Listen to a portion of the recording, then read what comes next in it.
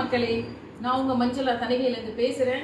இப்போ நம்ம புது சைட் லான்ச் பண்ண அந்த ஃபோட்டோஸ்லாம் நீங்கள் பார்த்துருப்பீங்க, அந்த வீடியோஸ்லாம் நீங்கள் பார்த்துருப்பீங்க. அடுத்தது வந்து ஒரு கஸ்டமர் வந்து இடத்த பார்த்துட்டாங்க. வீட்டுக்கு வந்து என் கையாலே வாங்கணும், நீங்கள் பணம் உங்கள் கையில் கொடுக்குறேன், நீங்கள் வந்து ஆஃபீஸில் கட்டுங்கன்னு சொல்லி கொடுத்துருக்காங்க. பெரிய விஷயம். 4 லட்சம். இவங்க பேர் கௌரி.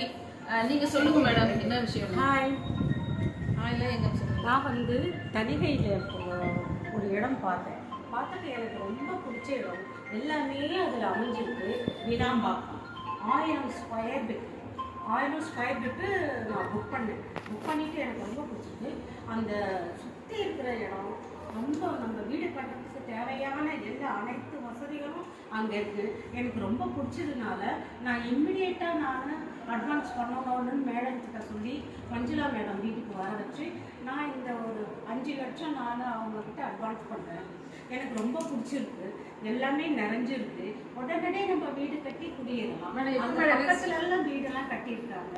எனக்கு ரொம்ப பிடிச்சதுனால நான் இந்த 3 மாதத்துக்குள்ளே அவங்க கட்டித்தரேன்னு சொல்லியிருக்காங்க. அதனால நான் இந்த பணத்தை மேடம் கிட்ட அட்வான்ஸ் பண்ண கொடுக்குறேன். Thank you madam. நீங்களும் வாங்குங்க. நீங்களும் நல்ல ஒரு சொந்த வீட்டுக்கு வாங்க. Thank you madam. உங்களுக்கு அக்ரிமெண்ட் ஒன்று பில்லு சார் ஆஃபீஸில் இந்த பணத்தை கட்டிட்டு உடனே சார் கிட்ட இந்த பில்லு வாங்கி கொடுக்குறோம் மேடம். எப்போ நீங்கள் ரெஜிஸ்ட்ரேஷன் ஃபுல் பணம் எப்போ கொடுக்க போகிறீங்க மேடம்? பேலன்ஸு 1 வீக்கா? அடுத்த மாதம் ரெஜிஸ்ட்ரேஷன் பண்ணிக்கிறீங்களா?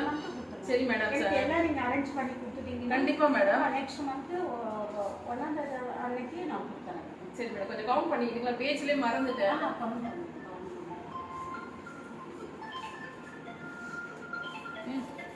மேடம் உங்கள் பேரில் பண்ணணுமா யார் பேரில் பண்ணணும்? என் பேரில் தான்.